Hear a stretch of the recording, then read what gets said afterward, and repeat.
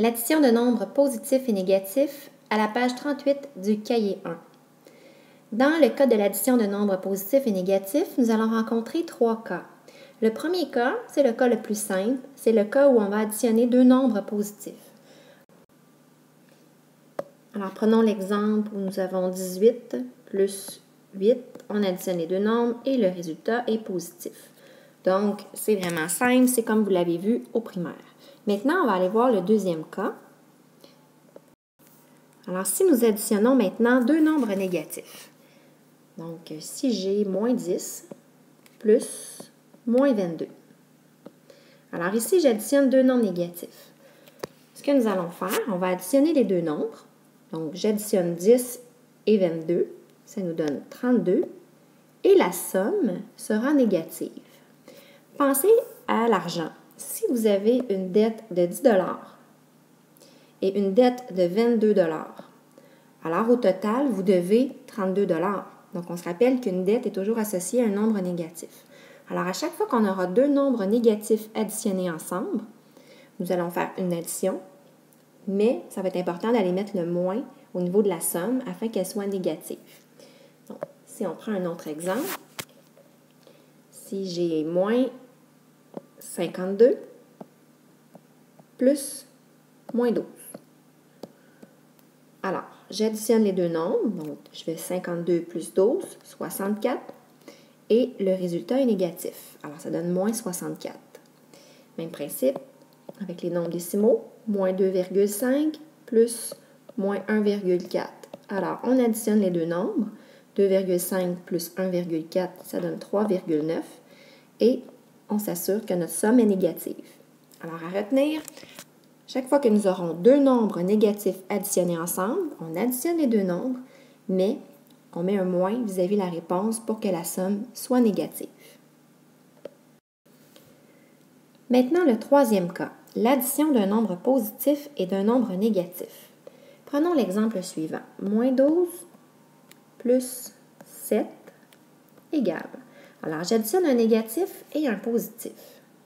Alors, quand on sera dans une situation comme ça, où on additionne deux nombres de signes contraires, nous allons faire une soustraction dans notre tête. Alors, allez-y, faites 12 moins 7.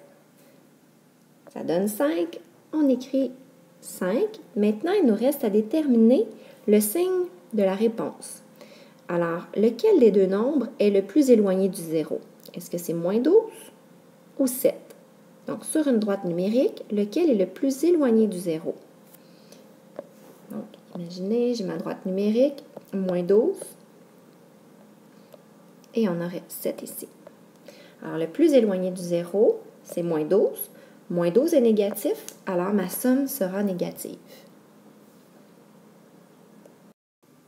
Allons voir maintenant un deuxième exemple. Si j'ai moins 8 plus 18.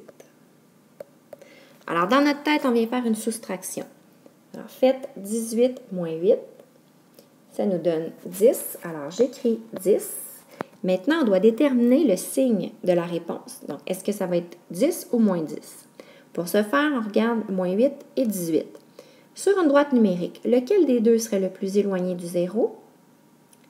Donc, c'est 18, alors la réponse sera positive. Moins 8 plus 18 donne 10.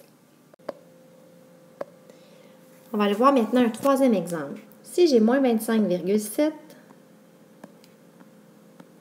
plus 15. Alors encore là, on vient faire une soustraction dans notre tête. On va faire 25,7 moins 15, ce qui donne 10,7. Maintenant, on va déterminer le signe de la réponse. Alors, est-ce que je vais avoir moins 10,7 ou 10,7? Alors, on se pose toujours la même question. Lequel des deux nombres est le plus éloigné du 0? C'est moins 25,7, alors le résultat sera négatif. Maintenant, le dernier exemple, c'est lorsque nous additionnons deux nombres opposés. Alors, si j'ai moins 20, additionné à 20. Donc, ce sont deux opposés, c'est-à-dire deux nombres de signes contraires, et le résultat sera toujours égal à 0. Même principe, si j'ai moins 3,2 plus 3,2, Ce sont deux nombres opposés, donc la somme sera égale à 0.